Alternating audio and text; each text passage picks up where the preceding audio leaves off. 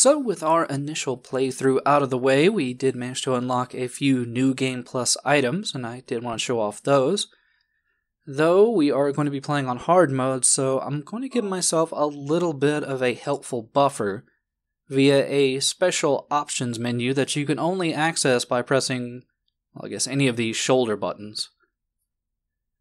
By doing that, you're given a few additional, mostly minor cosmetic controller options and things like that.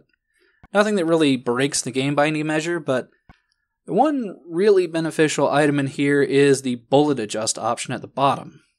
Quite simply, it adjusts the number of bullets you get from each pickup in the game.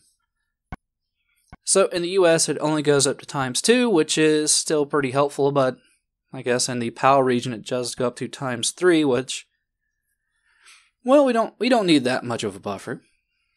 Also, view mode is kind of interesting. It allows you kind of a pseudo first-person viewpoint, kind of like what we saw at the beginning of Nowhere, and just for fun, we can change the blood color.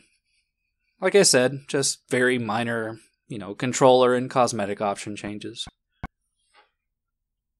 But yeah, after beating the game, you're given an option to save, and that New Game Plus save will be in yellow text and has the name Next Fear. So let's go ahead and get started with that.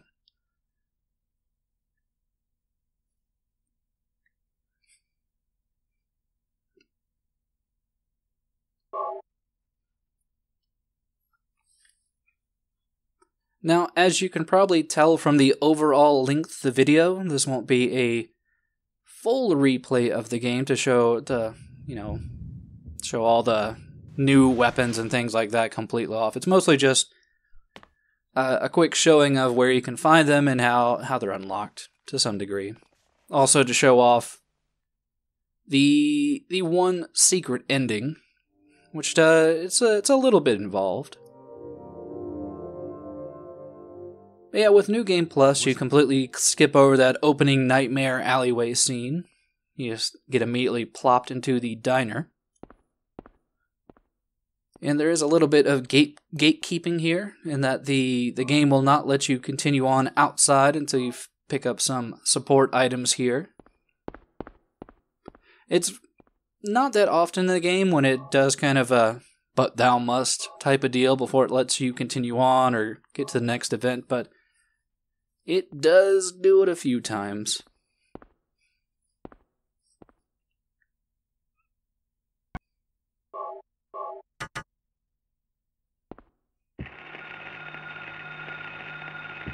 Also, by showing off this first fight with the Air Screamer, we can see radio. One of the two massive differences between normal and hard mode, and that's mostly that enemies have more health, and that enemies do more damage. That's pretty much the extent of what hard mode entails. There's a few additional enemies here and there, but for the most part, the difficulty is just in enemies hit a lot harder, and they take Happening to this place. about a third more damage to take down. But with that all out of the way, it's time to go get our first New Game Plus item, which is actually pretty close by, over in the 7-Eleven, not analogy. It's basically the convenience store that's nearby the diner. It's got an 8 on it. Inside on the counter, it's a bit hard to see, but there is a small mysterious stone. And I believe you get the stone completing the game on any difficulty with any of the 4 normal endings. And it's going to be our key piece in getting that secret ending. Though thankfully the stone is not super helpful in telling us what we have to do with it. It just says, use it someplace and something will happen.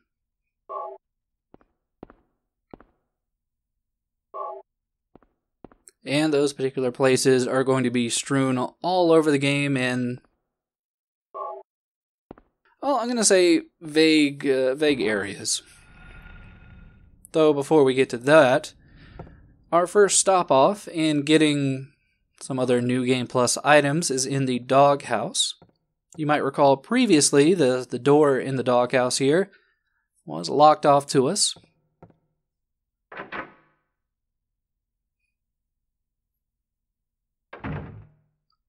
And inside we find a very Japanese-themed room with a little sword setup here. And it's in this sword stand that we find pretty much the most powerful melee weapon in the game. And it's, I don't know, it can be a fun weapon with a little bit of practice. It's just a bit awkward to use.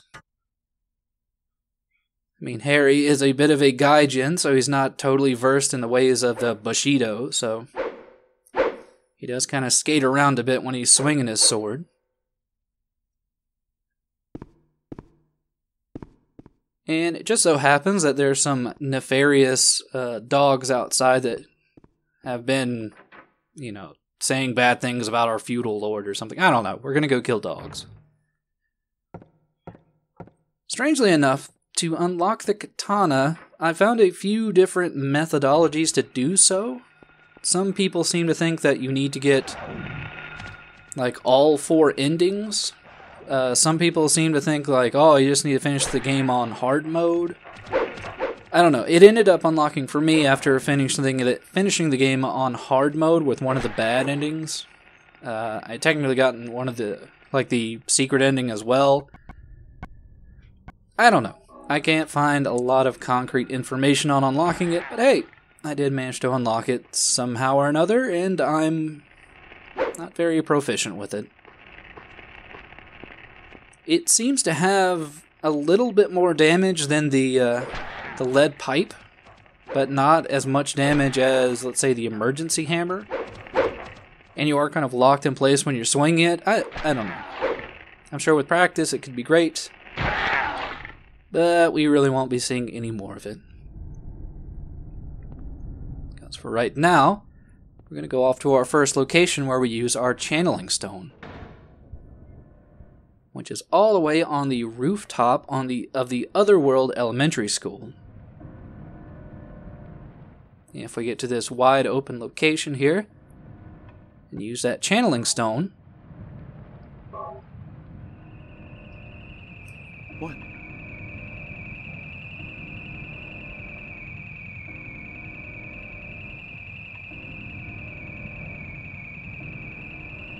Harry ends up seeing some very odd lights in the sky.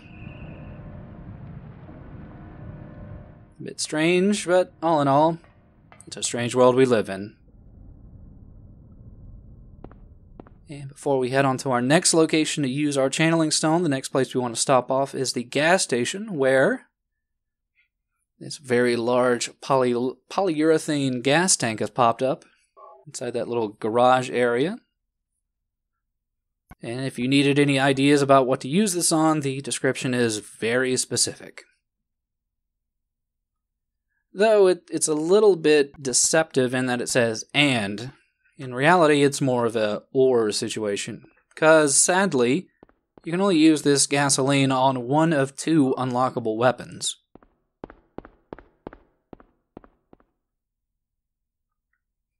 At least for showing it off, though, just gonna show quickly both weapons. The first one is the chainsaw that's, further up the street at the Cut Right Chainsaw store. Apparently this is a little bit of a nod / Easter egg towards Texas Chainsaw Massacre. And by popping the gasoline in the chainsaw, we now have a, sadly, lackluster melee weapon. You get this after getting the best ending, and while it looks like it should be pretty cool and the description says it's very deadly, it actually has really low attack power, and it doesn't have super long range, and it's got a super annoying sound. Its real benefit is that if an enemy walks into it, they'll just start taking constant damage. It's not due to the swing. It's just it can multi-hit enemies, but yeah, for getting the best ending, it's kind of a lackluster reward. Really, the better usage of the gasoline is, that rock drill that was located underneath the drawbridge control room.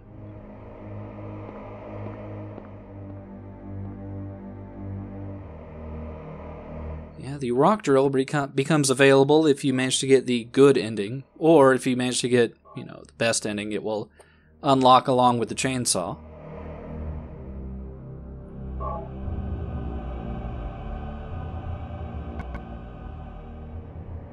And while you are limited in movement, much like with the emergency hammer, it manages to make up for that by just being a complete beast in the power department.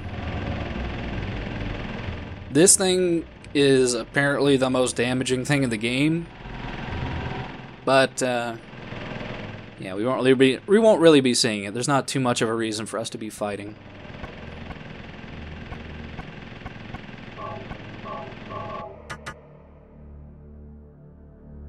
Instead, we are going to move off to the next location where we use the channeling stone,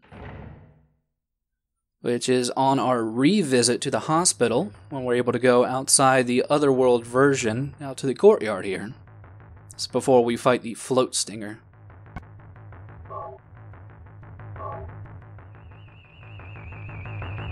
What?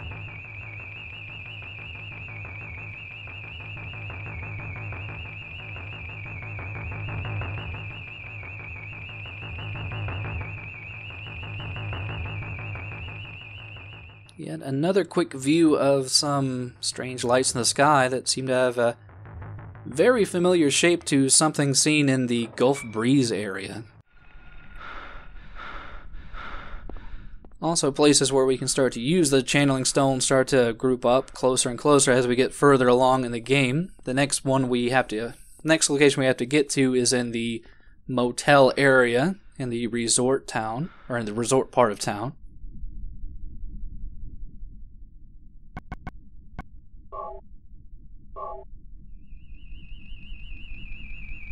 What?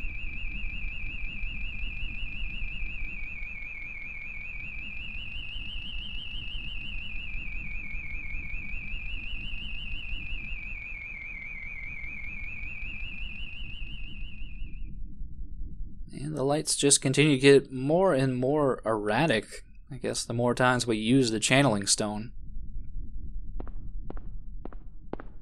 And the next location is going to be even closer, as it's on the boat where we ran into Sybil and Dahlia before we head off to the lighthouse.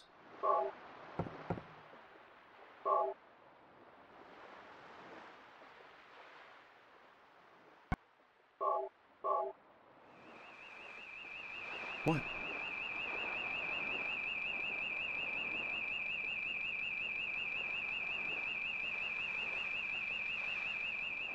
And this time, instead of just a single mysterious light, it's a whole little flotilla of them. And that's to indicate that we are actually almost done with the channeling stone. Which I guess kind of works out, considering that at this point in the game, yeah, we've managed to not stop any of these mysterious marks of Samael, and we're honestly not getting any closer to finding Cheryl. It seems pretty hopeless. Damn, I was too late. So I guess to some degree we could possibly ask these mysterious lights, whatever they might be, for some assistance with what we're dealing with down here. That's why we use it one last time at the top of the lighthouse. What?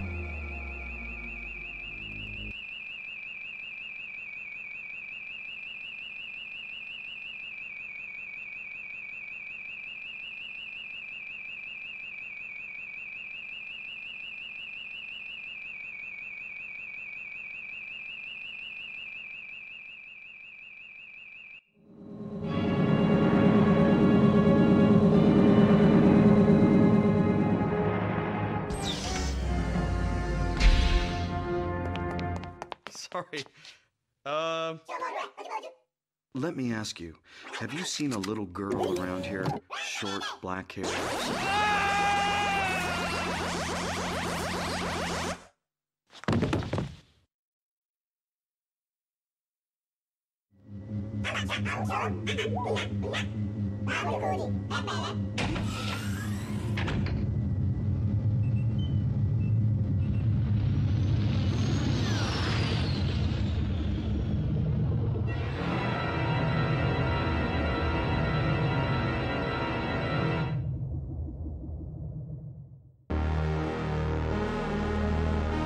And there you have it.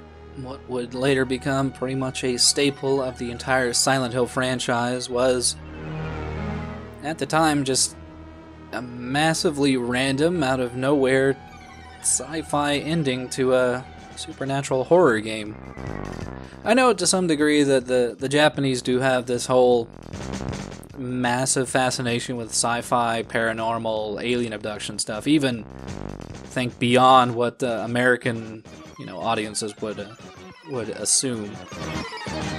But yeah, just a little fun ending that was honestly a little bit difficult to find or figure out at the time, unless you had like a guide or something.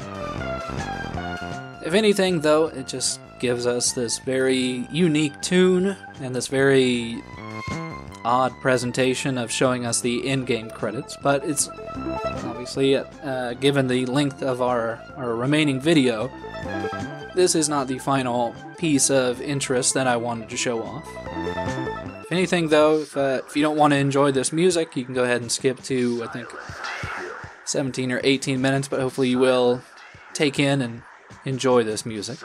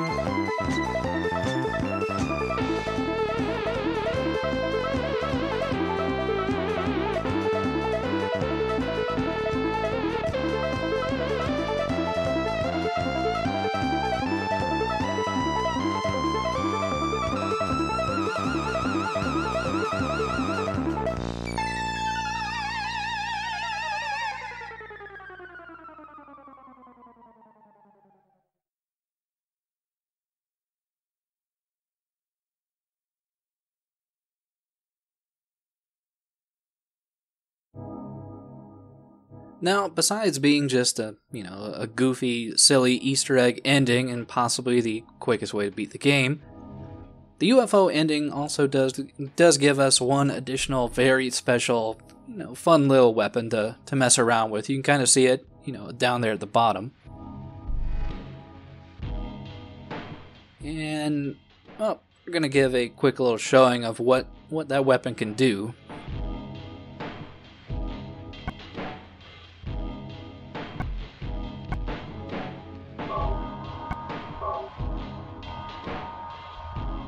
And we're going to do that by heading back to the diner one final time. Now, as you start the next fear, along with the pistol that Sybil does give us, we now have this strange new alien weapon known as a Hyper Blaster, which coincidentally also looks like the Konami gun paraphernalia. I think that was called the Gun Con. And oh boy, this is possibly the best weapon in the entire game if you want to base your gameplay around, shooting guns. The laser sight makes it super accurate. It's got unlimited ammo. And while at its base version only does, pistol damage, if you manage to get, I think, an 8-star ranking at the end of the game, it will go up to doing shotgun level damage at, firing at the, level of a pistol. And if you do manage to get an absolutely perfect 10-star rating, yeah, at that point, you now have a magical laser pistol that does the equivalent of the rifle, but with unlimited ammo. What's going on with that radio? And honestly, all these weapons would be super fun, super great to use with the fact that they only come with one small caveat. And that's if you use any of them in any of your game, or if your run-through of the game, it will lower your ranking. So if you are trying to get, your 10-star ranking to get your uber ultimate Hyper Blaster, well, you're never going to be able to use your Hyper Blaster with doing that. And that's pretty much all the new game additional content, but there was some requests to see some of the, let's say, other endings of the game. I'm not going to be showing them all off, but I did want to show at least one other one off.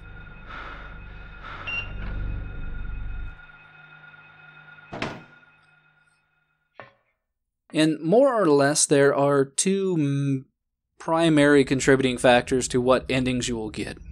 One of them is you can completely ignore saving Kaufman in the resort area, and he'll just be dead. He won't show up for any other part of the game, and that will definitely affect the ending. The other primary contributing factor to the ending is how you deal with, I think, what the game calls possessed Sybil here on the merry-go-round.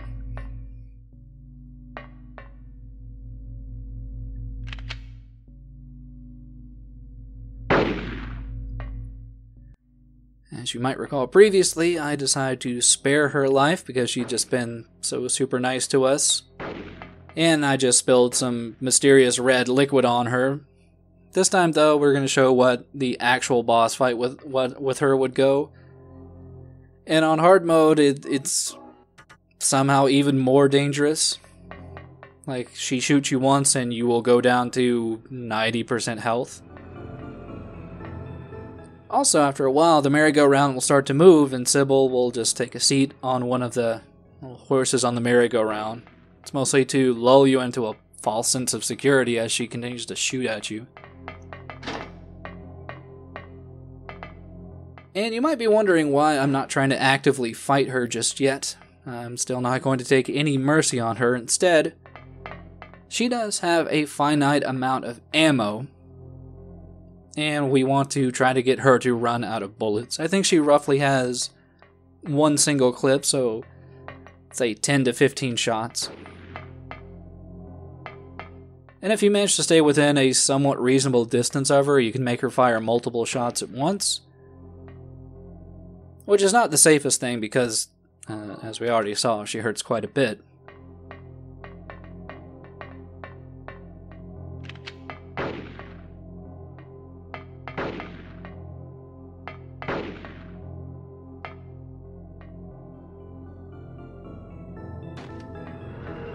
But once she does run out of bullets, she does decide to ditch her gun and just try to go in for a new attack, which she doesn't end up showing off here. She just ends up strangling you and doing, honestly, a very minor bit of damage compared to the gun. It's just, man, she takes a whole lot of damage to take down. I think she has like the second most health of any enemy in the game.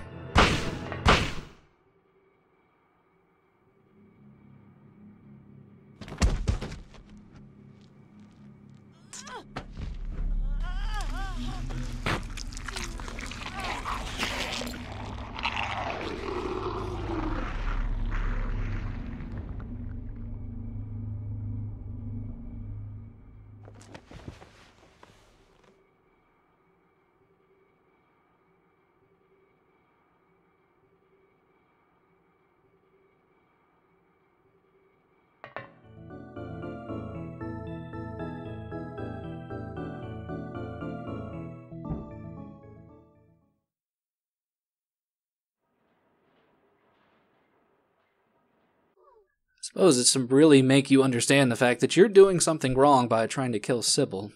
But yeah, so we've now gone through nowhere.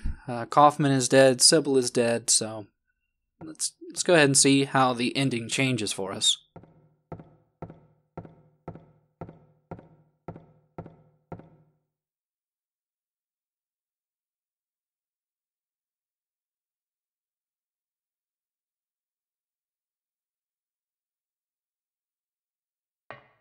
Dahlia. Well, well, well. To think you'd make it this far. Where's Cheryl? What have you done to her? What are you talking about? You've seen her many times, restored to her former self. I'm in no mood for jokes. Don't you see? She's right there.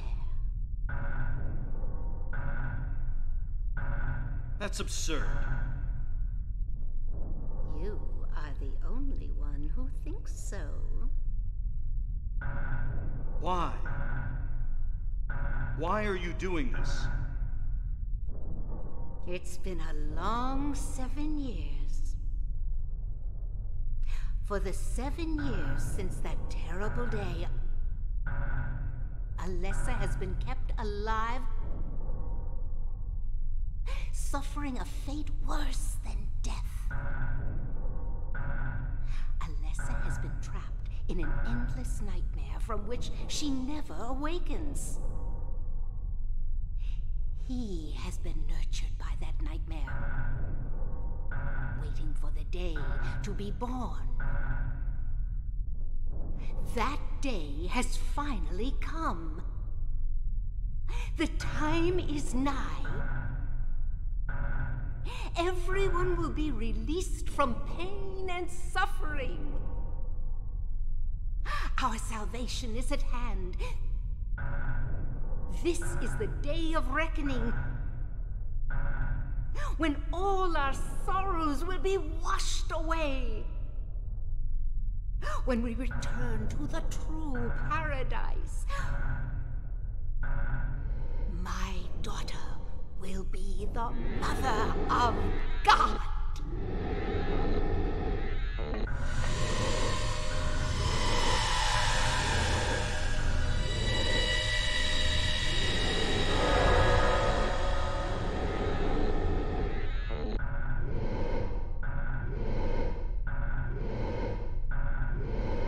It's awakening.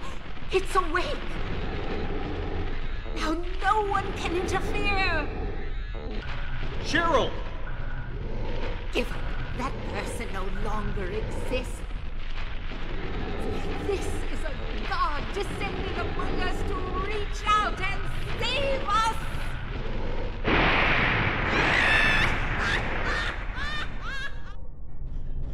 So without Dr. Kaufman around and his mysterious superpowered red liquid, instead of giving premature birth to an evil god, we instead had to fight what the game calls the Incubator, which is the Alessa Cheryl amalgamation that now houses the evil god of the cult of Silent Hill. Sadly, it's pretty much the same fight as the Incubus. It's just the Incubator has a little bit less health and its lightning is blue instead of reddish orange. I don't know. The boss at least has less health, so it does go a little bit quicker, but yeah, it's a bit of a bummer that this is the alternate final boss, the fake final boss pretty much. But yeah, it goes down a whole lot quicker than the Incubus did.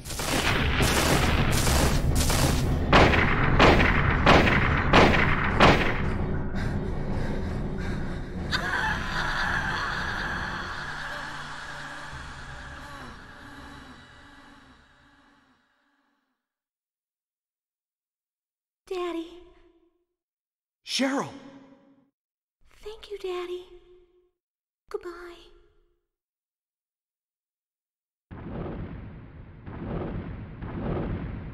Cheryl? Can't be.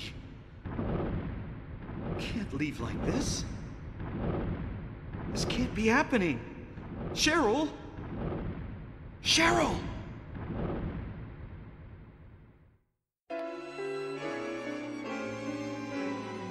So there you go. That's the worst ending of the game, and strangely enough, it's got probably the best ending credits music, in my opinion anyway. I was always a bit confused because I noticed in the ending credits it only credited one specific song, and it mentioned that that song had vocals and had to be translated. I always kind of wondered, like, what the hell is it talking about? And that's because in the bad ending you get this very sad Spanish song. I'll let you listen to that a little bit, but yeah, there are 2 additional endings. They're only very slightly different than the one we just saw. It's mostly, hey, you can get out of town with Cheryl and you'll still be bummed, or hey, you can get out of town with Sybil but not Cheryl, and you'll be bummed. Definitely not as dramatically different as the endings of Silent Hill 2, but, you know, this was the first game in the series, so it was at least, you know, some variation, I guess. Yeah, more or less, that is all the additional content I wanted to show off. There is a little trick to getting through that final boss a little quicker. If you go into it with no bullets, the boss just dies after about 10 seconds, so you can do that if you're having a little bit of difficulty, but yeah, hopefully you enjoyed that bonus content, and yeah, check you later.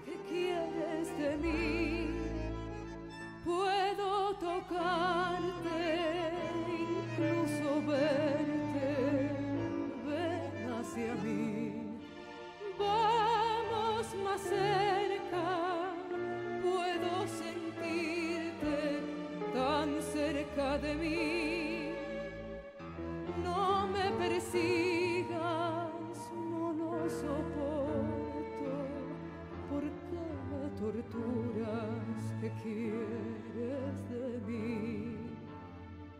Dime quién eres, dime dónde estás, ¿qué quieres de mí? ¿Qué necesitas de mí? No puedo saber.